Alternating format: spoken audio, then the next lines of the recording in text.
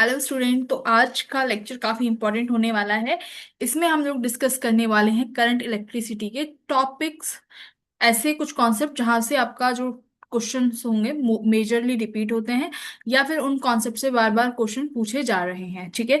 Easy medium के level question लिए हैं मैंने करंट इलेक्ट्रिसिटी में, क्योंकि पिछले 3 साल का रिकॉर्ड है कि कोई भी डिफिकल्ट क्वेश्चन इस चैप्टर से तो नहीं पूछा जा रहा है। तो जो इम्पोर्टेंट है जो क्वेश्चंस वो हमने यहाँ पे लिए हैं। ठीक है, आइए शुरू करते हैं पहले क्वेश्चन से। तो पहला क्वेश्चन है, इफेक्टिव रेजिस्टेंस निकालना है ए और बी के बीच में। तो इस क्वेश्चंस को करने के देखो काफी तरीके हैं। आप सिमेट्री से भी कर सकते हो, परपेंडिकुलर सिमेट्री लग जाएगी इसमें आराम से, और व्हीटस्टोन भी लग जाएगा।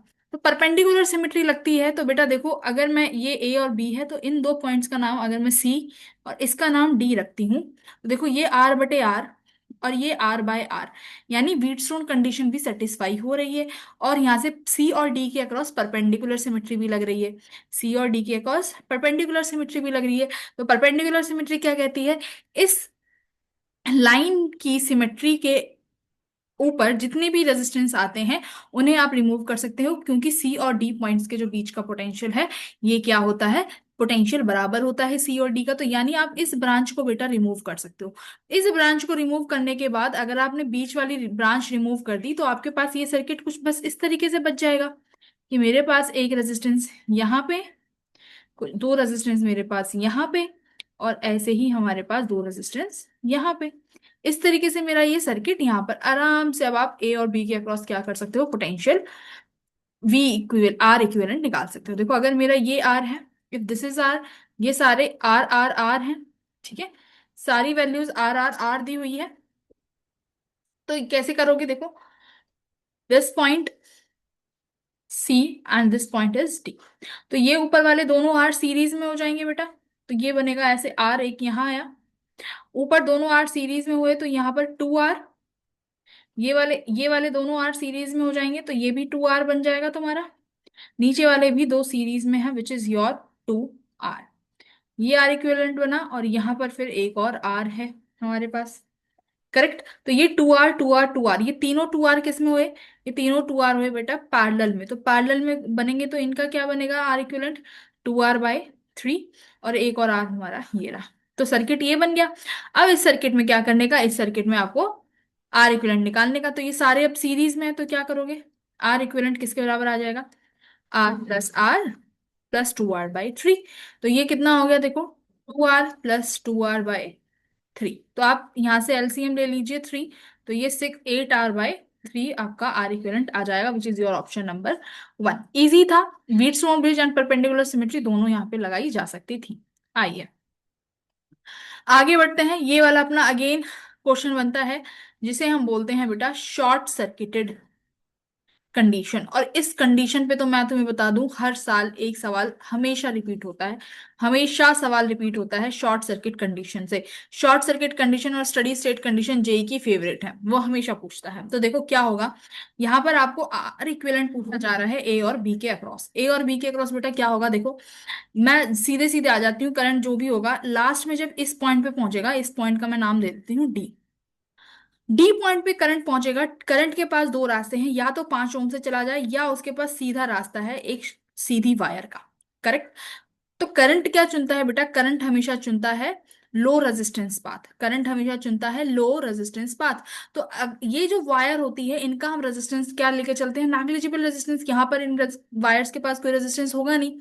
तो करंट जैसे ही डी पे पहुंचेगा वो सारा का सारा बेटा इस वायर से होते हुए यहाँ पर चला जाएगा, सारा यहाँ होते हुए चला जाएगा। यानी इस 5 ओम को आप क्या कर सकते हो, this 5 ohm is short circuited, यानी इस 5 ओम से तो कोई करंट जा ही नहीं रहा, तो आप इसे रिमूव कर दो। तो ये सर्किट बेटा कुछ ऐसा बच गया। आप देखो ये दो और दो ये किस में हो गए, करंट यहाँ पहुंचेगा तो ये वाला दो और ये वाला दो किस में हो गए, अब सीरीज में हो गए। सॉरी, करंट यहाँ पहुंचा तो कुछ यहाँ चला जाएगा, कुछ यहाँ चला जाएगा, तो ये दोनों पैरेलल में होंगे, है ना, राइट। टू और this two and this two is in parallel. तो ये अगर पैरेलल में हुए तो दो और दो का कॉम्बिनेशन क्या बना, देखो ये सर्किट ऐसा बन गया ना तुम्हारा। 2 ओम यहाँ पर है, 2 ओम यहाँ पर है, यहाँ पर आओ, ये भी 2 ओम, ये मेरा यहाँ पे थ्री, और ये मेरा यहाँ पे थ्री, ये हमारा ए पॉइंट टर्मिनल। और बेटा इस तरीके से सारा करंट होते हुए चला जाएगा बी पे। कैसे होगा देखो, क्या करने का है? कुछ नहीं करना। करंट जब यहाँ पहुंचा, इस टर्मिनल का नाम दो सी टर्मिनल पे। सी पे पहुंचेगा तो बेटा यहाँ पर करंट के पास दो रास्ते हैं, तो कुछ तुम्हारा इस दो वाले से जाएगा, कुछ इस नीचे वाले दो से जाएगा, यानी ये दो और दो मिलके पैरेलल में हो गए। और दो और दो का पैरेलल आप यहाँ से कितना बना सकते हो कि इन दो का पैरेलल बन जाएगा 1, है ना। इन टू और टू का पैरेलल बना, ये वाला कंडीशन, तो यहाँ से ये रिमूव हो गया।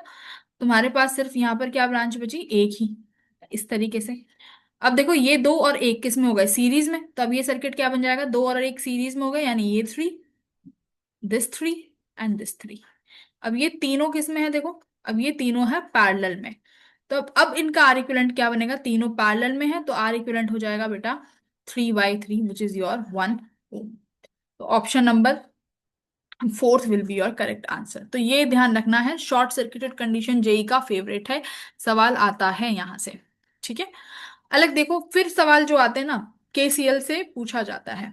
केसीएल से देखो, जैसे ये वाला सर्किट है ना, इस वाले सर्किट को एक बार ध्यान से देखते हैं। मैं यहाँ पर इसको रीड्रॉ करती हूँ, बहुत प्यारा सवाल है। ये आपका सी टर्मिनल,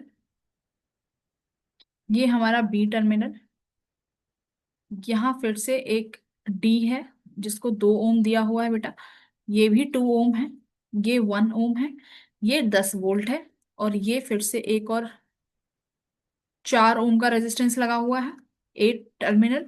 ये देखो, फिर से मैंने इस सर्किट को यहाँ पर रीड्रॉ कर दिया। ठीक है। यहाँ पर भी 4 ओम है, ये बैटरी से कनेक्ट है, ये बैटरी का प्लस टर्मिनल और ये बैटरी का नेगेटिव टर्मिनल। तो ये ऊपर वाला +5 वोल्ट और ये नीचे वाला 0 वोल्ट। तो मैं मान सकती हूँ जो ये हमारा डी वोल्ट था, इस डी को बेटा 0 वोल्ट पे लिख लेते हैं, और ये जो ऊपर बी है बेटा, ये कितने पे हो जाएगा अपना? 5 वोल्ट पे। ऐसा ही तो कुछ स्ट्रक्चर है, ये हमने लिख लिया। अब देखो कह क्या रहा है कि find the current flowing through 1 ohm resistor. तो 1 ओम रजिस्टर तो बेटा यहीं दिखाई दे रहा है, और इसका तुम्हें यहाँ पर बना के भी दिखाया हुआ है कि ये मेरा क्या है? करंट निकालना है, जिस करंट को यहाँ पर सर्किट में नाम भी दिया हुआ है I1। तो देखो, या तो तुम इस क्वेश्चन में लगाओ केवीएल, बट केवीएल, या तो केवीएल लगाओ, बट केवीएल से क्या हो जाएगा? कॉम्प्लेक्स हो जाएगा स्ट्रक्चर। ठीक है। केवीएल से काफी कॉम्प्लेक्स हो जाएगा, तो सबसे आसान हमारे पास बचता है बेटा केसीएल। अगर मैं करंट जंक्शन लॉ लगा दूं तो जंक्शन लॉ सबसे बेस्ट है। कैसे? देखो, मेरे को I1 निकालना है। ठीक है। तो मेरे पास देखो, बी का पोटेंशियल 5 वोल्ट है, डी का पोटेंशियल मेरे पास 0 वोल्ट है। एक बात ध्यान से देखो, मेरे पास अगर ए और सी का पोटेंशियल आ जाए, ध्यान से जरा क्वेश्चन को देखो, अगर मेरे पास ए और सी का पोटेंशियल आ जाए तो मैं क्या I1 नहीं निकाल सकती? क्योंकि आई किसके बराबर होता है भाई? डेल्टा वी अपॉन आर, इसके बराबर होता है। अगर मेरे पास ए और सी का पोटेंशियल किसी तरीके से आ गया, तो बाय यूजिंग दिस इक्वेशन मैं क्या कर सकती हूँ? I1 निकाल सकती हूँ। अब तुम्हारे पास पोटेंशियल निकालने का क्या फॉर्मूला होता है? हमारे पास जंक्शन लॉ है, तो जंक्शन लॉ लगा सकते हैं। मान लो बेटा, मैंने इस सी का जो पोटेंशियल है, मैं इस सी के पोटेंशियल को मान लेती हूँ एक्स, इसका पोटेंशियल जो है एक्स है, और इस ए का पोटेंशियल मान लेते हैं वाई है। तो यानी मुझे ये पोटेंशियल फाइंड करने हैं। कैसे फाइंड करेंगे? देखो, आ जाओ। अगर मेरे को एक्स का पोटेंशियल निकालना है, ठीक है, तो बेटा जिस पॉइंट का पोटेंशियल निकालते हैं ना, उस पॉइंट को क्या लेट करते हैं जंक्शन लॉ में? उस पॉइंट को हमेशा हाइयर पोटेंशियल पे लेट करते हैं। हाइयर पोटेंशियल का मतलब क्या होता है कि इस पोटेंशियल से करंट हमेशा निकल रहा होगा बाहर की तरफ। तो मान लो बेटा, ये I2 है, इस ब्रांच में तो I1 जा ही रहा है, नीचे वाली ब्रांच में I3 चला जाएगा। यानी अब तुम्हारा जंक्शन लॉ क्या कहता है? सिग्मा ऑफ आई किसके बराबर होना चाहिए? 0 के बराबर। तो देखो, मैंने कौन कौन से करंट माने? I1 plus I2 plus I3 किसके बराबर है? 0 के बराबर। तो क्या करना है? Apply KCL at X. तो सबसे पहले आपने KCL किस पे लगाया? एक्स पे आपने KCL लगाया। देखो, मैं यहाँ पे लिखती हूँ, सिग्मा आई किसके बराबर होगा बेटा? सिग्मा आई 0 के बराबर हुआ। क्या लिखा तुमने? I1 plus I2 plus I3 किसके बराबर हुआ? 0 के बराबर। तो सबसे पहली बात, जिस पॉइंट के अबाउट आप पोटेंशियल निकालना चाह रहे हो, उस पॉइंट को सबसे हाई पोटेंशियल पे मानना है। ये हमेशा मानना होता है जब केसीएल लगाते हैं, इजी हो जाता है। अगर हमारा एक्स सबसे हाई पोटेंशियल पे है, तो बेटा I1 कितना हो जाएगा? देखो, अब मैं I1 लिखने जा रही हूँ, तो सबसे पहले आपने क्या लिखा? एक्स लिखा। एक्स लिखा, अब एक्स करंट के साथ साथ चल रहे हो। फिर मेरे पास आया 1 ओम। ठीक है। उससे आगे आप गए तो क्या आया? नेगेटिव टू पॉजिटिव, यानी आप जब एक्स टू वाई गए तो बीच में 10 वोल्ट का पोटेंशियल और आया, तो नेगेटिव टू पॉजिटिव, लेकिन ये किस डायरेक्शन में आया है, प्लस का 10 वोल्ट, तो +10 लिखोगे। वाई का क्या लिखोगे अब यहाँ पे, -y अपॉन में कितना रेजिस्टेंस है, 1, क्योंकि आई किसके बराबर होगा, ΔV/R। अब डायरेक्ट x माइनस वाई नहीं लिख सकते क्योंकि बीच में 10 वोल्ट भी है, और जब आप x टू y मूव कर रहे हो तो माइनस से पॉजिटिव का साइन आया है, तो अकॉर्डिंग टू द कन्वेंशन अगर आप नेगेटिव टू पॉजिटिव जा रहे हो तो इस 10 वोल्ट को +10 लिखना पड़ेगा। आ जाओ, I2 कैसे लिखोगे, I2 देखो किस ब्रांच में, x टू बी, तो अब x का पोटेंशियल माइनस b का पोटेंशियल बेटा कितना है, 5 अपॉन कितना रेजिस्टेंस है, 2, प्लस I3, तो I3 कैसे लिखोगे, x माइनस डी का पोटेंशियल 0 अपॉन यहाँ पर कितना रेजिस्टेंस है बेटा, 2। ये इक्वेशन हो गई, एक्स और वाई आ गया यहाँ पे, एक्स और वाई आ गया। इसको थोड़ा सा और आप इसको सॉर्ट कर सकते हो, x +10 - y। मैं अगर इसका 2 LCM ले लो तो ये क्या हो जाएगा, देखो, 2x +20 -2y, ठीक है, +x - 5 +x। ये इक्वेशन आ गई, इसको रिजॉल्व करो, देखो कितना बनेगा, 2x, 4x, तो ये हुआ मेरा 4x प्लस का 15 माइनस का 2y = 0। क्या मेरे पास ये इक्वेशन आ गई, तो ये अभी हमने बनाया है जंक्शन लॉ कितना, 4x - 2y + 15, ये इक्वेशन मेरी मान लो इक्वेशन नंबर सेकंड। अब अगला क्या करना है, अप्लाई जंक्शन लॉ, अगेन यही स्टेटमेंट, अप्लाई जंक्शन लॉ किस पे लगाएंगे जी, एट y। अब बेटा तुम y पे लगाना चाह रहे हो, क्योंकि मुझे तो निकालना क्या है, मैंने क्या बोला, I1 तभी आएगा जब x y के क्या निकलेंगे, पोटेंशियल निकलेंगे। अब y पे निकाल रहे हो तो इसका मतलब अब तुम्हें क्या करना पड़ेगा, अब तुम्हें y का क्या मानना पड़ेगा, y का जो पोटेंशियल है वो सबसे हाई पे मानना पड़ेगा। अगर तुमने y को सबसे हाई पे मान लिया तो इस y should be at high potential, तो यहां से करंट निकालो। तो सपोज करो बेटा यहां से निकल रहा है I3, यहाँ निकल रहा है I4, और यहाँ इस ब्रांच में जा रहा है I5। तो I3, I4 और I5 इनको क्या करोगे, अब इनका समीशन लगाओगे, आओ लगाते हैं। Summation of I equals to 0, correct. तो समीशन ऑफ आई किस किस के बराबर है बेटा मेरा, I4, दोबारा देख लेते हैं, ओके, I1, I2, I3 तो यहां भी आ गया था, तो इसको I6 मान लो, है ना, देखो 4, 5 और ये कितना हो जाएगा, I6। तो निकालते हैं, इनको समीशन कर दो, I4 plus I5 plus I6 = 0। सबसे पहले I4 लिखेंगे बेटा, देखो मैं इसको थोड़ा सा स्मॉल कर देती हूँ। I4 किसके बराबर है, देखो, I4 यानी y2x, y2x, अब देखो आप y से x जा रहे हो, यानी y2x आप इस डायरेक्शन में जा रहे हो, तो अब y का सबसे हाईएस्ट पोटेंशियल है तो आप लिखोगे y। फिर देखो प्लस से नेगेटिव, यानी अब की बार जो 10 वोल्ट आएगा वो कैसा आएगा, नेगेटिव का, तो हम क्या लिखेंगे, y -10 -x अपॉन इसका रेजिस्टेंस कितना है, 1, करेक्ट। तो ये मैंने लिखा I4। जरा देखो, y हाईएस्ट पोटेंशियल पे है, y to x जा रहे हो, तो y - x नहीं लिख सकते क्योंकि बीच में 10 वोल्ट भी है, लेकिन y से x जाते वक्त 10 वोल्ट आया जो कि माइनस का है, प्लस से नेगेटिव, तो आपको -10 लिखना पड़ेगा। अब I6 देखो क्या लिखोगे बेटा, I6 कितना है, y-5, b का पोटेंशियल 5 है ना, तो I6 लिखोगे y-5/4, तो लिखो प्लस y-5/4, प्लस अब मेरे पास दूसरा कौन सा बचा बेटा, ये YD वाले ब्रांच का, यानी I5, तो I5 कैसे लिखोगे, y-0/4, तो प्लस y-0/4, ये किसके बराबर आ गया, 0 के बराबर आ गया। इसको भी आप थोड़ा सा सॉल्व कर सकते हो, ये मेरा मैं 4 LCM ले लेती हूँ, तो यहाँ बचेगा 4y - 40 -4x plus y-5 plus y = 0। तो ये कितना हुआ, देखो 4y, 5y, 6y, तो 6y - 4x माइनस का 40 = 0। ये मेरी इक्वेशन नंबर थर्ड। तो बेटा आपके पास दो इक्वेशंस आ गई, एक ये इक्वेशन है और ये एक, देखो ये इक्वेशन नंबर सेकंड। तो यहाँ पर प्लस का 4x प्लस का 15 और ये माइनस का 2y = 0, एलिमिनेशन मेथड से कर सकते हैं अब आराम से फटाफट। 4x से 4x कैंसिल हो गया, यहाँ क्या आया, 4y, माइनस का कितना हुआ बेटा ये, 10 में से 5 गए 5, और यहाँ कितना बचा, 3 में से 1 2 25, ये बचा मेरा कितना हुआ?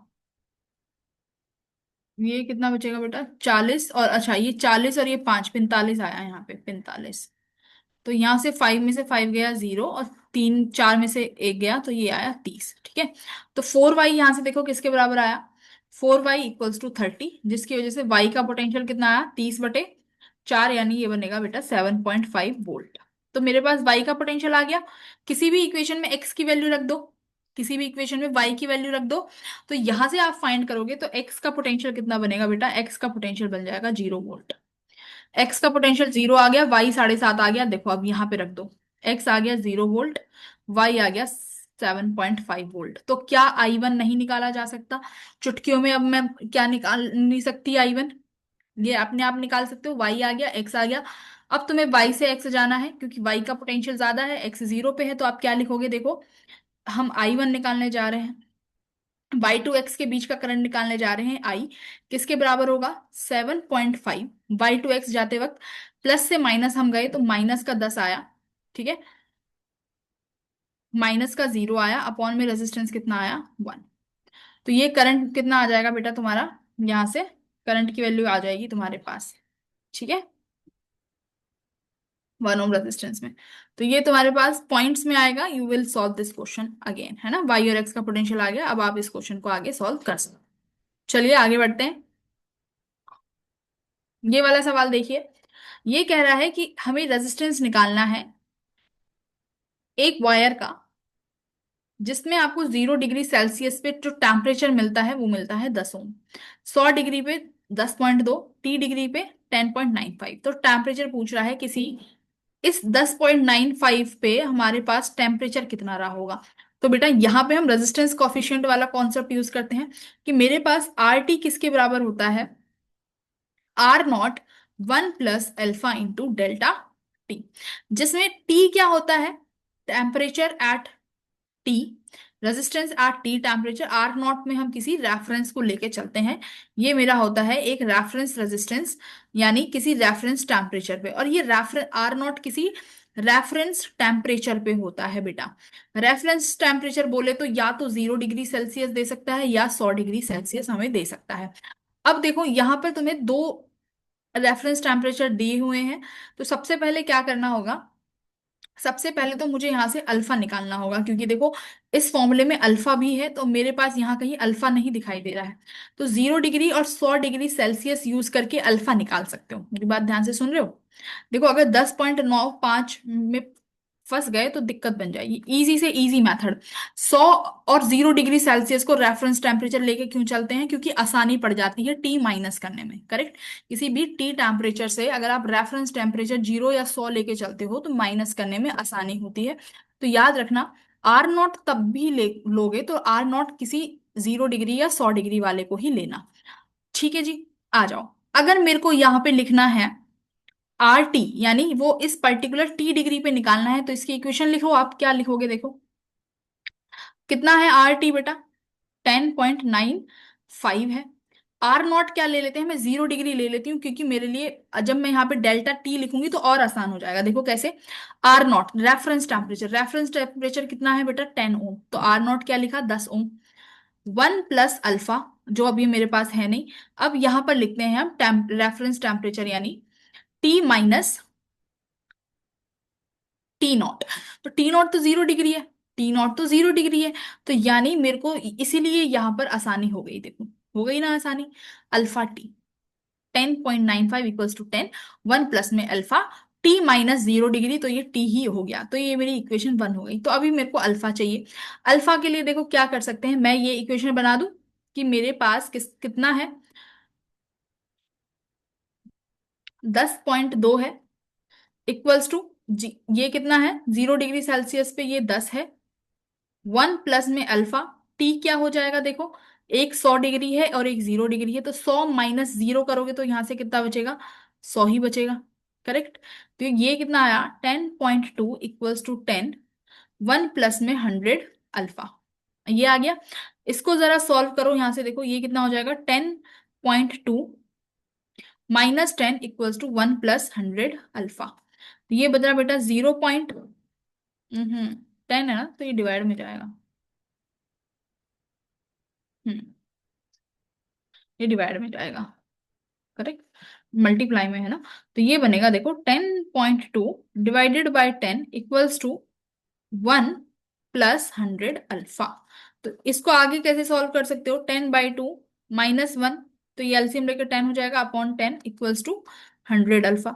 ऊपर कितना बचा, 0.2/10, इस 100 को भी नीचे ले आओ, ये कितना हो गया अल्फा।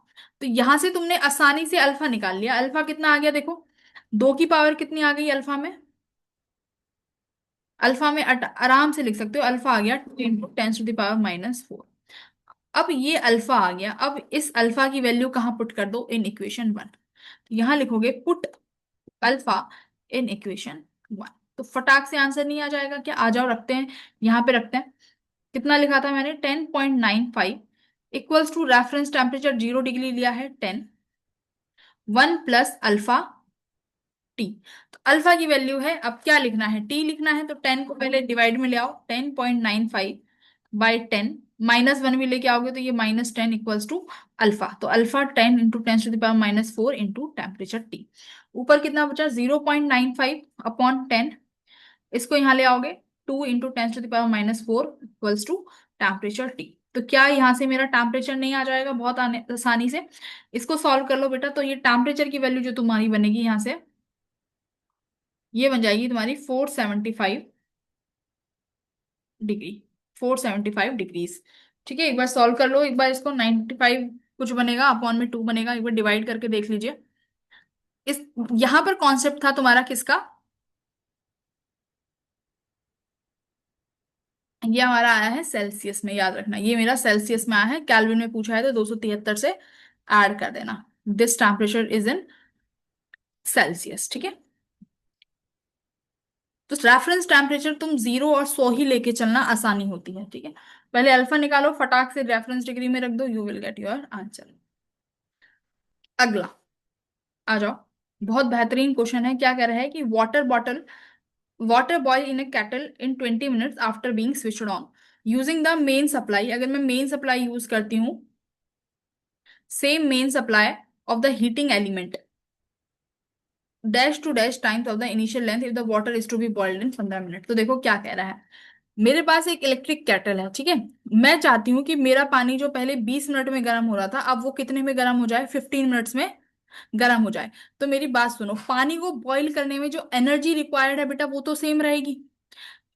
मेरे को अगर एक पानी को बॉईल करना है, यानी वो 100 डिग्री सेल्सियस पे वाटर बॉईल होगा। अब ये तो है नहीं कि पानी का 80 डिग्री पे बॉईल हो जाएगा, ऐसा तो नहीं होगा। पानी 100 डिग्री पे ही बॉईल होगा। लेकिन अब मैं चाहती हूँ कि जो पहले 20 मिनट पे 100 डिग्री रीच हो रहा था, वो अभी 15 मिनट में ही रीच हो जाए। तो इसके लिए मुझे क्या करना पड़ेगा, पावर इंक्रीज करनी पड़ेगी। उसके लिए मुझे क्या करनी पड़ेगी, पावर को इंक्रीज करना पड़ेगा।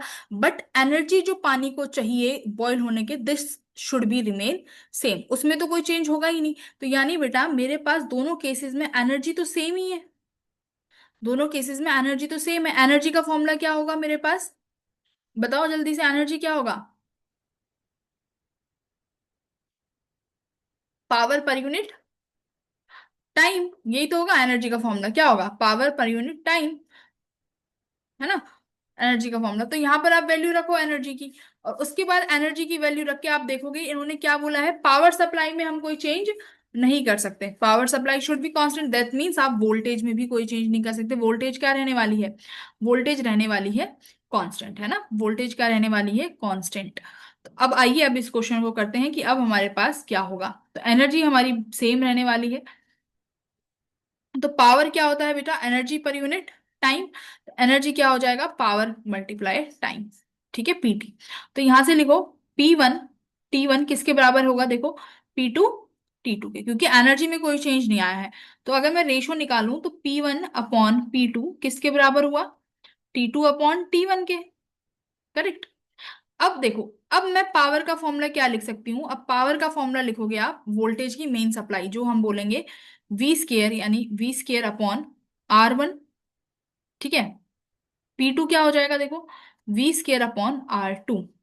वोल्टेज सेम है तो V² से V² कट गया, तो ये किसके अपोजिट आएगा देखो, R2/R1 के।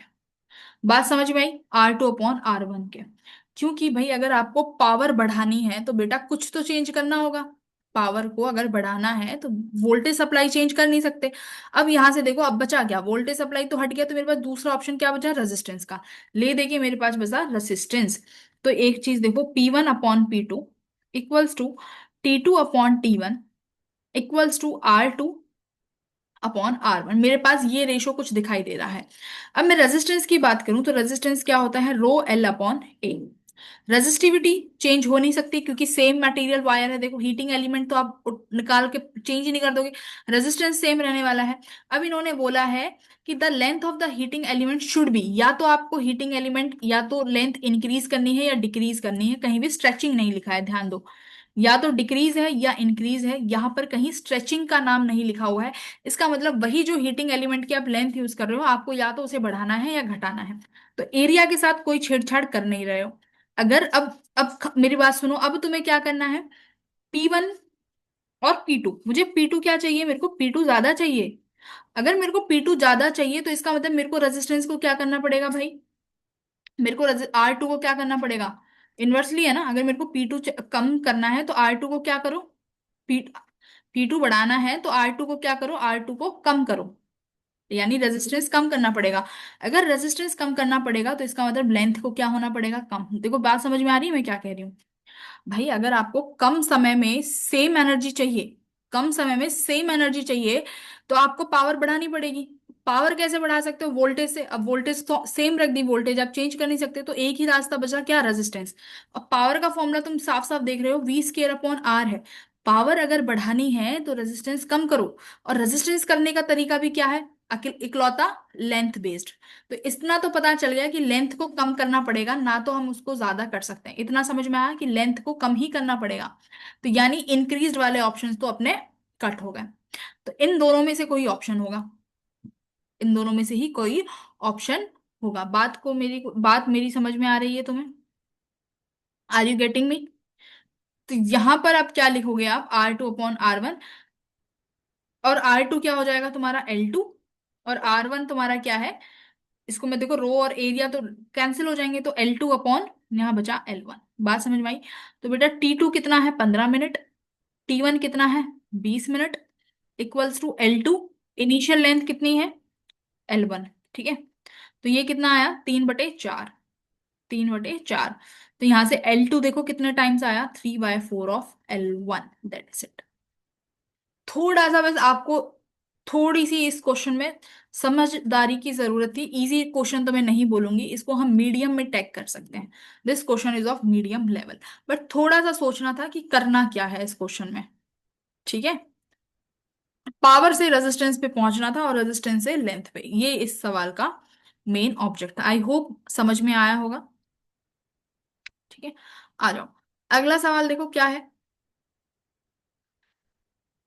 The value of unknown resistance X for the potential difference B and D will be 0। तो ये कह रहा है कि B और D के बीच में अगर कोई रेजिस्टेंस लगाते हैं और वहां पर पोटेंशियल डिफरेंस 0 आ रहा है। पोटेंशियल डिफरेंस 0 होने का मतलब है कि B और D का पोटेंशियल बराबर रहा होगा।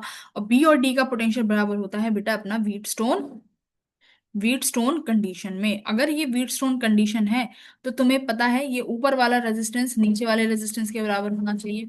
बात मेरी समझ में आ रही, देखो।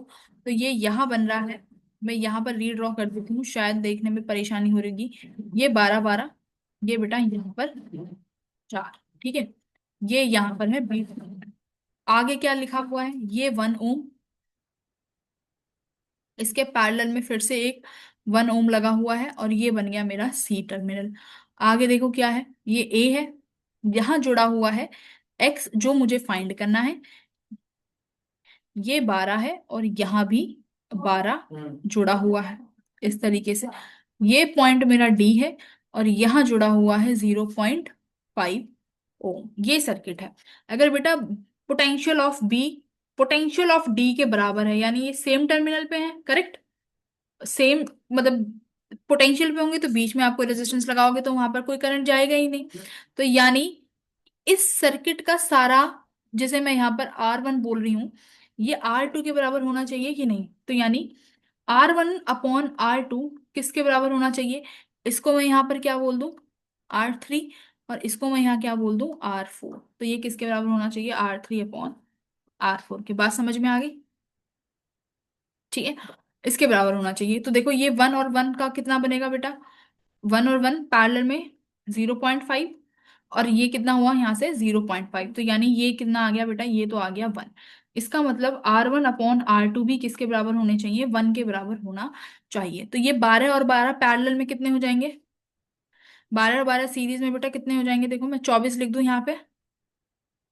12 और 12 ये मेरे सीरीज में कितना आया, 24। अब 24 और 4 का आर इक्विवेलेंट कितना बनेगा, 24 और 4 का देखो, 24 × 4/28। 4 7 जा, कुछ गड़बड़ है क्या, चार है क्या वो, बिल्कुल है तो चार ही। तो 12 और 12 24, और 24 × 4 पैरेलल में, R1/R2 कितना आया, 24 × 4 हाँ 28, 28 7, ये क्या हुआ, ये 12 है ये 12 है, तो 12 और 12 सीरीज में कितना बनेगा, 12 and 12, ये बना मेरा 24। 12 और 12 24, और ये 24 4 के साथ पैरेलल में है, तो इनका आर इक्विवेलेंट कितना बनेगा, 24 4, और 24 + 4 28, 24 7 पे गया।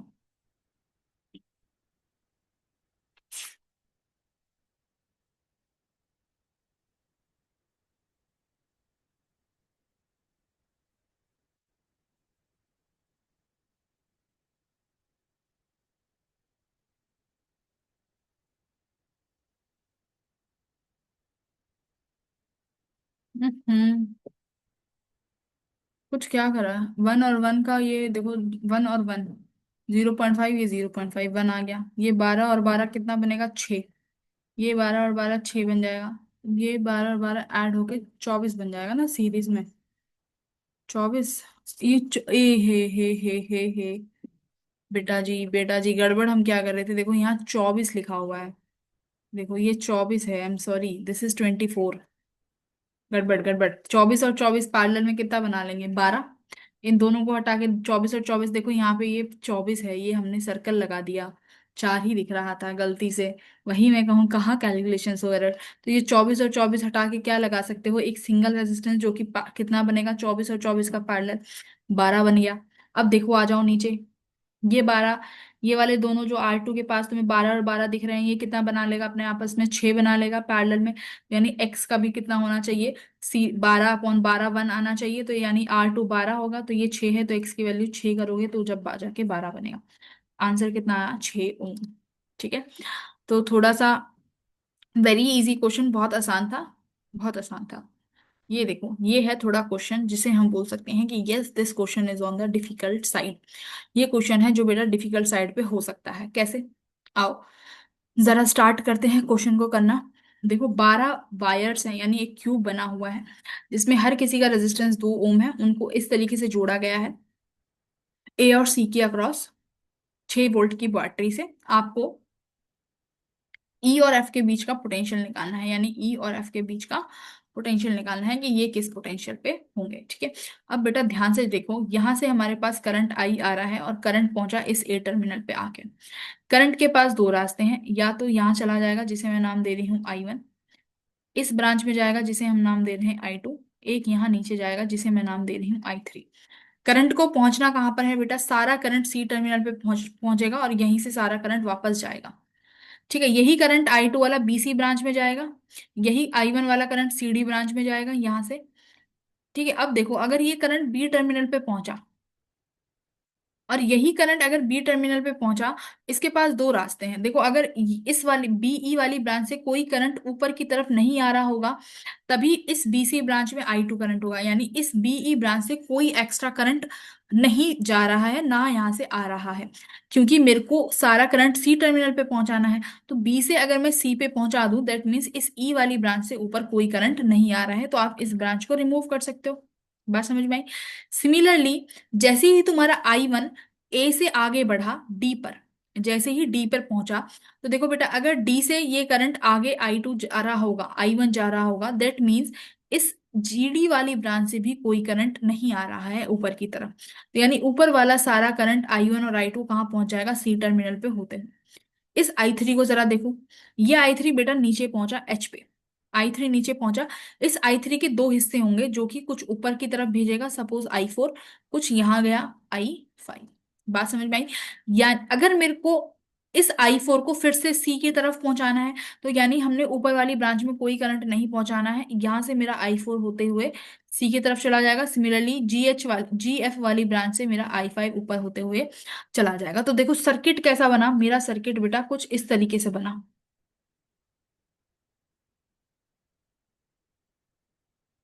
सर्किट को ध्यान से देखना।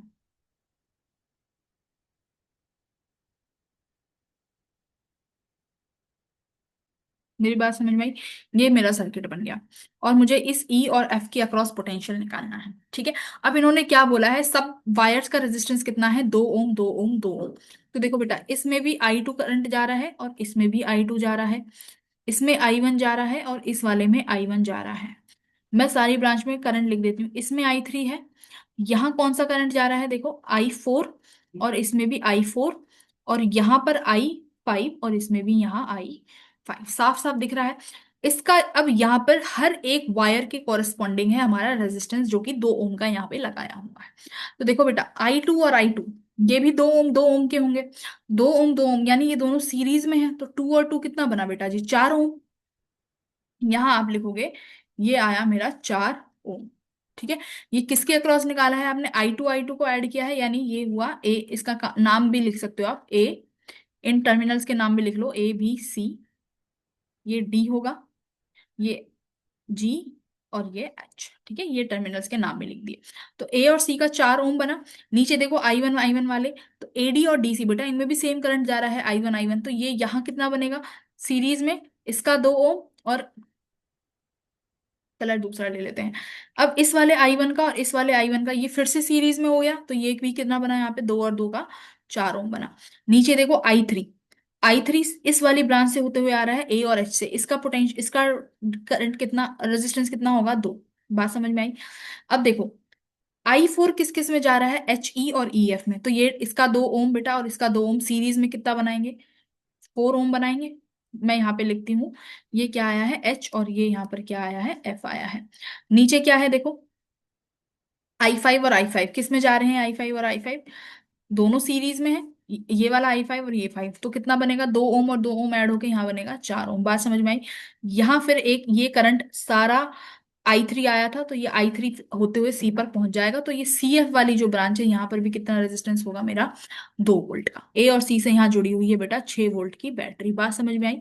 ये सर्किट बन चुका है तुम्हारा, ठीक है, दिस इज योर सर्किट। अब हमारे पास ये सर्किट है, अब क्या करना है, अब आप इसको और सिग्निफाई कर सकते हो और इसको थोड़ा इजी कर सकते हो, कैसे, देखो 4 और 4 पैरेलल में कितना बनेगा, 2 ओम। ये 4 और 4 पैरेलल में, ये 2 और 2, तो 2 2 और 2 4, तो ये बेटा ये यहाँ पर 6 ओम बन जाएगा मेरा, ये हमारा 6 ओम बन गया, और यहाँ पर ऊपर तो लगी हुई है बैटरी 6 वोल्ट की। बात समझ में आई? अब देखो 6 वोल्ट की बैटरी है। अब अगर तुम्हें सर्किट में करंट निकाल लिया, तो आप आराम से क्या निकाल सकते हो, ई और एफ का पोटेंशियल डिफरेंस। अगर आपने I4 निकाल लिया और आपके पास यहाँ पे रेजिस्टेंस है ई और एफ का 2, अगर I4 निकालते ही तुम क्या निकाल लोगे, ई और एफ का पोटेंशियल डिफरेंस। बहुत आसान हो जाएगा ये तो, चलो करते हैं। 2 और 6 किसमें है, पैरेलल में, तो आर इक्विवेलेंट कितना बना देखो, 6 दूनी 12 अपॉन 6 दूनी 12 अपॉन 8, कितना आया भाई ये, 6/4 और 3/2 ओम। तो मेरा आर इक्विवेलेंट जो बन रहा है यहाँ इस सिनेरियो में, वो बन रहा है बेटा 3/2। आर इक्विवेलेंट आ गया। क्या V इक्वल्स टू IR से अब हम करंट नहीं निकाल सकते, करंट कितना बनेगा, करंट निकाल, 6 और 2 कितना बना देखो, और 2 6 के 12, 2 4 8, 3/2, ठीक है। तो V equals to IR, voltage कितना है भाई, 6 वोल्ट। यहाँ पे करते हैं V इक्वल्स टू IR, तो वोल्ट 6 है, रेजिस्टेंस कितना है, I/2। तो बेटा 3 2 जा 6 इक्वल्स टू आई, तो बेटा आई तुम्हारा जो सर्किट का आया है वो आया है 4 एम्पियर। ठीक है, तो करंट तो बेटा चार, टोटल करंट 4 एम्पियर आया है, टोटल करंट इज 4 एम्पियर। तो बेटा मैं यहाँ पे मान लेती हूँ ये वाला करंट जो है, इसको आप मान लो क्या, जो एक तो यानी कुछ करंट 2 ओम में बटा होगा और कुछ करंट बचा होगा 6 ओम में। 2 ओम में, 2 ओम वाला कौन सा करंट है बेटा, ध्यान से देखो, 2 ओम वाला कौन सा करंट है, किससे मिलके बना है, 2 ओम, बेटा 2 ओम बना है ये वाले एसी ऊपर वाली ब्रांच जो तुम्हारी दिखाई दे रही है, ये वाली ब्रांच, ये देखो मैंने जो ये हाईलाइट करी है, इस वाली ब्रांच में 2 ओम जा रहा है। बाकी जो ये नीचे वाली ब्रांच जो आई 3 लेके आ रही है अपने साथ, ये तुम्हारा क्या होगा, इस 6 ओम वाला करंट होगा। तो यानी आई 3 मेरे पास कौन सा करंट है भाई, इस 6 ओम वाला, 6 ओम वाला करंट, टोटल करंट मेरे पास आई 3 बनेगा। ठीक है, बात समझ में आई, आई 3 इज द टोटल करंट जो कि दो, और इन चार और चार का कॉरेस्पॉन्डिंग दो, और दो प्लस करके 6 आया है। इस 2 ओम को मैं यहाँ पे मान लेती हूँ बेटा समथिंग आई डैश। तो आई डैश से मुझे कुछ लेना देना नहीं है, मुझे आई 3 चाहिए। तो बेटा आई 3 कैसे निकाल सकते हो आप, बताओ। मेरे को आई 3 चाहिए क्योंकि भाई मेरे को जी और ई और एफ में कौन सा करंट जा रहा है, आई 3 वाला ही तो जा रहा है, आई 3 तो डिस्ट्रीब्यूट हुआ है, तो मुझे आई 3 चाहिए होगा। तो आई 3 कैसे निकाल सकते हो आप, देखो ध्यान से, हम कैसे निकाल सकते हैं, आई क्या होता है, इनवर्सली प्रोपोर्शनल टू आर। अगर 6 ओम के कॉरेस्पॉन्डिंग चाहिए तो ऊपर हम क्या लिखेंगे, 2 ओम, टोटल रेजिस्टेंस 8, टोटल करंट कितना है 4, 4 2 जा 8, 2 2 जा 1, यानी 1 एम्पियर। तो इसका मतलब जो आई 3 करंट है वो कितना आया, 1 एम्पियर आया। इस वाले सर्किट में देखो, इस बड़े वाले में आई 3 करंट आया बेटा 1 एम्पियर। अब आई 3 1 है तो देखो इन चार और चार में बटेगा तो बराबर बटेगा, यानी 1/2 एम्पियर इसमें और 1/2 एम्पियर इसमें। तो समझ में आया। तो आई 4 और आई 5 पता चल गए हमें, आई 4 और आई 5 कितना आया, आधा एम्पियर आया, हाफ एम्पियर करंट। अब आप ई और एफ का पोटेंशियल डिफरेंस नहीं निकाल सकते क्या, आपको करंट पता है आई 4 की वैल्यू, तो आप क्या लिखोगे, पोटेंशियल अक्रॉस ई एफ किसके बराबर होगा, आई 4 मल्टीप्लाई बाय रेजिस्टेंस। तो आई 4 अभी आपने निकाला 1/2, रेजिस्टेंस कितना है 2 ओम, तो 2 से 2 करा तो ई एफ का वोल्टेज कितना आया बेटा, 1 वोल्ट। तो ये मेरे पास वेरी गुड क्वेश्चन, और यहाँ पर आंसर आया एक, बात समझ में आई, ये बनेगा तुम्हारा ये क्वेश्चन। ठीक है बेटा, चलो आगे चलते हैं। अगेन बहुत बहुत सुंदर क्वेश्चन, बहुत बढ़िया सवाल है ये भी, जितना देखने में इजी लग रहा है उतना इजी है नहीं कॉन्सेप्चुअली। आओ सॉल्व करते हैं। देखो बेटा, यहाँ पर क्या कह रहा है कि हमें आइडियल वोल्ट मीटर की रीडिंग निकालनी है। तो देखो वोल्ट मीटर बेटा ये वाली रीडिंग्स को रीड करेगा, इसके पोटेंशियल का, ये मान लेते हैं ए और ये मान लेते हैं बी। वोल्ट मीटर रीड करेगा VA - VB। ठीक है, ये तुम्हारी वोल्ट मीटर की रीडिंग होगी, क्योंकि वोल्ट मीटर क्या रीड करता है, पोटेंशियल डिफरेंस। ए और बी के अक्रॉस पोटेंशियल डिफरेंस निकाल लो, तुम्हारे पास वोल्ट मीटर का रीडिंग आ जाएगा। आइडियल वोल्ट मीटर का मतलब है कि इसका रेजिस्टेंस इतना फाइनाइट है, इतना ज्यादा रेजिस्टेंस है कि इस वोल्ट मीटर में कोई भी करंट पास नहीं कर रहा होगा। ठीक है, बात समझ में आ गई।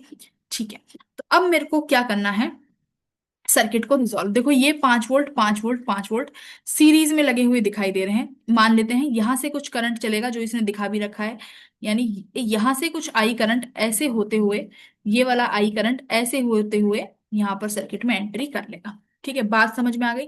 तो करंट इस तरीके से फ्लो कर रहा है। जरा बैटरी को देखो, देखो बेटा बैटरी में ना अगर ये वाला जो कनेक्शन होता है ये होता है हमारा करेक्ट कनेक्शन, यानी एक रजिस्ट एक सेल का नेगेटिव दूसरे के पॉजिटिव से कनेक्ट हो, एक का नेगेटिव दूसरे के पॉजिटिव से कनेक्ट हो, तो ये वाले जो कनेक्शंस होते हैं इन्हें हम मानते हैं ट्रू कनेक्शंस। तो इसमें अगर सबका पोटेंशियल ई ई ई है तो इनको आप ऐड करके 3E लिख सकते हो, इसको ऐड करके आप 3E लिख सकते हो।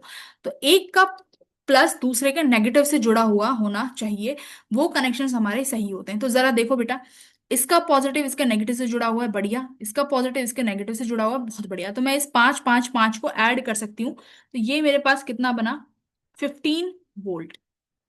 रेजिस्टेंस भी सीरीज में है, तो 0.2 0.2 0.2 ये भी सीरीज में हो जाएंगे, तो ये कितना बनेगा, 0.6 ओम। बात समझ में आई। ये जो 5 वोल्ट की बैटरी है इसे आप यहाँ पर एज इट इज लिख सकते हो, इस जो टर्मिनल ए और बी वाला बन रहा है। ठीक है, एज इट इज आगे बढ़े। आगे देखो, अब जो लास्ट वाला 5 वोल्ट वाला सेल है ये पॉजिटिव टर्मिनल से है, और ये अगले वाले 5 वोल्ट से नेगेटिव पे कनेक्ट है, यानी ये सिस्टम भी बढ़िया हो गया भाई, ये वाला 5 वोल्ट सही कनेक्ट है। देखो इस तरीके से कनेक्ट है ना, देखो यहाँ पे जरा इस तरीके से 5 वोल्ट, और यहां पर है हमारे पास एक और रेजिस्टेंस 0.2 ओम। बात समझ में आई? बात समझ में आई? ओके, आगे बढ़ो। ये नीचे वाले 5 वोल्ट देखो, देखो इसका पॉजिटिव इसके नेगेटिव से, इसका पॉजिटिव इसके नेगेटिव से, मतलब सही कनेक्शंस जुड़े हुए हैं। इन्हें हम ऐड करके यहां लिख सकते हैं, नेगेटिव पॉजिटिव 15 वोल्ट, और इनका आर इक्विवेलेंट बेटा सीरीज में कितना हो जाएगा? 0.6 ओम। बात समझ में आ गई? बात समझ में आ गई। अब जरा जो बाकी के सेल्स हैं इन्हें देखो कि ये सीरीज में ये सही कनेक्शंस हैं या नहीं है।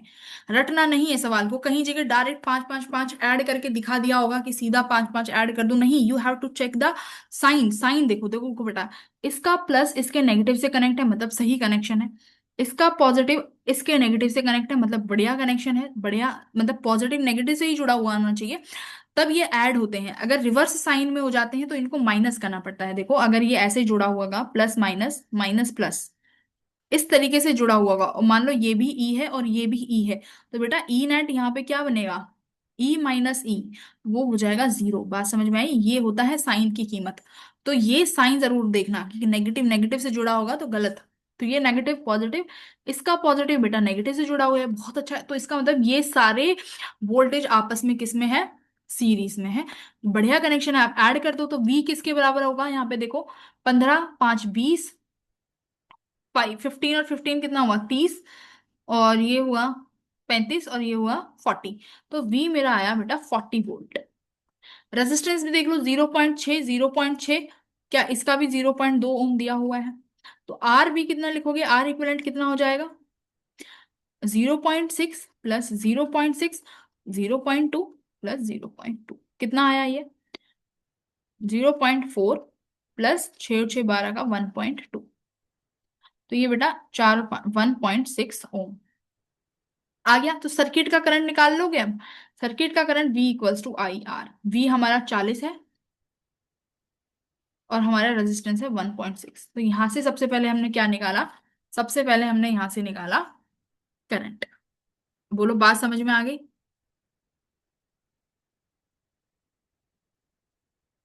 बात समझ में आई? तो करंट की वैल्यू बेटा यहां से कितनी आई तुम्हारे पास? 25 एम्पियर। बहुत बढ़िया। अब तो कुछ नहीं करना मैम, 25 एम्पियर निकाल दिया आपने, अब क्या ही करेंगे। अब ये वाला ए और बी टर्मिनल पे आ जाओ। ए टू बी आई कितना आया? 25 एम्पियर आ गया। अब ए टू बी तुम्हें इक्वेशन लिखनी है। कैसे लिखोगे? ए से बी चलना शुरू कर दो। ए से बी इक्वेशन लिखो कैसे? V A. मैं यहाँ पे देखो इसको रफ कर देती हूँ, इसको। यहाँ पर आपको ए से बी चलना शुरू करो तो वी ए का पोटेंशियल वी ए। अब मैं ए से बी जा रही हूं, तो ए से बी जाते वक्त मेरे पास जो पोटेंशियल आया, प्लस से माइनस की तरफ आ रहा है 5 वोल्ट, तो मैं प्लस से माइनस जा रही हूं, तो मैं यहां लिखूंगी -5। बात समझ में आ गई? फिर मेरे पास 0.2 ओम आया। तो देखो करंट के अपोजिट डायरेक्शन में जा रहे हैं तो क्या ऐड करते हैं? प्लस का साइन लगाएंगे। 0.2 मल्टीप्लाई बाय करंट कितना आया भाई? करंट आया मेरा 25, और ये मेरा किसके बराबर हो जाएगा? वी भी के बराबर।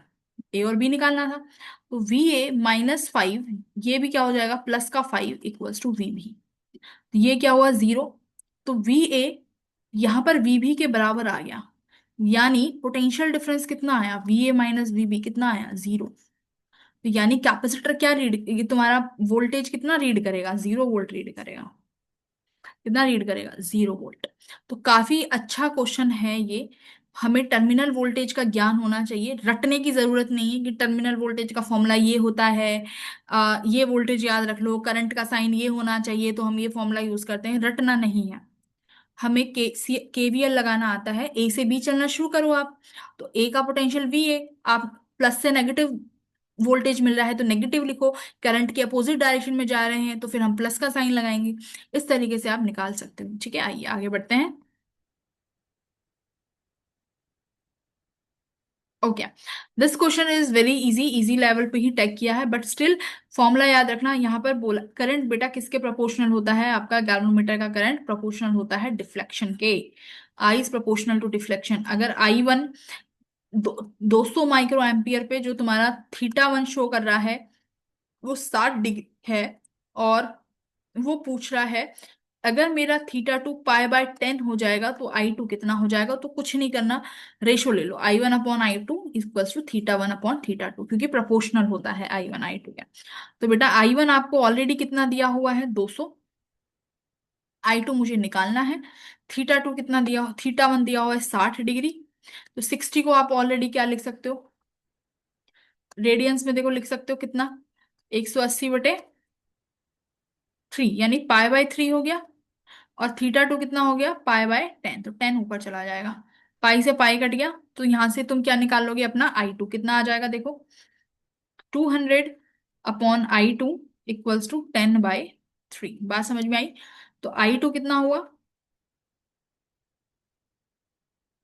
600/10, तो I2 कितना आया, 60 माइक्रो एम्पियर। बात समझ में आई। Option number third will be your correct answer. तो इस तरीके से हम इन क्वेश्चंस को सॉल्व कर सकते हैं। आइए आगे बढ़ते हैं। अब क्या कह रहा है, two identical heater filaments are connected first in parallel and then in series at the same applied voltage. The ratio of heat produced in the same time for the parallel to series will be। तो कह रहा है कि अगर मान लो हम दो identical filaments को एक बार पैरेलल में लगाते हैं और उसके बाद सीरीज में लगाते हैं, बट वोल्टेज को हम चेंज नहीं कर रहे हैं, तो रेशियो ऑफ हीट सप्लाइड, तो भाई ratio of heat supply in the same time, in the same time का फॉर्मूला क्या होगा, हीट क्या होता है, व्हाट इज हीट प्रोड्यूस्ड का फॉर्मूला मेरे पास क्या होगा, V²/R × T। ये फॉर्मूला है हीट प्रोड्यूस्ड का, करेक्ट। अब इन्होंने क्या बोला है, अप्लाइड वोल्टेज को आपने चेंज नहीं किया है, वोल्टेज को आपने चेंज नहीं किया है, सेम रखा है, इसलिए मैंने ये फॉर्मूला लगा है। और क्या बोला है ऊपर से, भाई मुझे सेम टाइम में ही चाहिए, है ना। सेम टाइम में क्या होगा, यानी टी भी आपको सेम रखना है। तो heat produced in the parallel, तो पैरेलल में हीट प्रोड्यूस कितना हो जाएगा देखो, V², रेजिस्टेंस, दो आइडेंटिकल फिलामेंट है, तो यानी उनको आपने पैरेलल में लगाया, तो मैं मान लेती हूँ उनके रेजिस्टेंस बेटा R होंगे, तो पैरेलल में R कितना हो जाएगा, R/2। तो ये 2 ऊपर चला गया, यहाँ पे आ गया T। सीरीज में क्या हो जाएगा, V² में आपने कोई चेंज नहीं किया है, लेकिन रेजिस्टेंस सीरीज में इनका ऐड हो जाएगा 2R × T। तो क्या करना है, HP/HS करना है, आ गया आंसर। V² × 2R चला जाएगा, V² से V², R से R कट गया, तो ये कितना आ गया, 2 × 2 = 4, रेशो 1। बहुत इजी लेवल का क्वेश्चन था। तो option number second will be your correct answer. तो हीट के फॉर्मूले हमें आने चाहिए कि कब क्या लगाना है। दूसरा फॉर्मूला हमारे पास हीट का बेटा होता है I²RT, बट वो जब लगता है जब हमारे पास करंट के टर्म्स में वैल्यू दी हो, तो करंट नहीं है तो आप ये वोल्टेज वाला लगाओ, ठीक है। तो अकॉर्डिंग टू द सिचुएशन हम फॉर्मूला यूज करेंगे। अगेन वेरी बल्कि क्वेश्चन, बहुत लेंदी क्वेश्चन है बट वेरी इजी। तो अगले वाले पार्ट में हम कुछ कवर करेंगे, कुछ बहुत अच्छे क्वेश्चंस जो मेरे पास अभी बचे हुए हैं। तो let meet in the next video, जहां पर हम बढ़िया सवाल करेंगे। अगले 10 सवाल होने वाले हैं, बहुत अच्छे क्वेश्चंस होने वाले हैं। Let's meet everyone in the next video. I hope you will enjoy the video. अगले सेशन को जरूर देखना, these sessions are very important.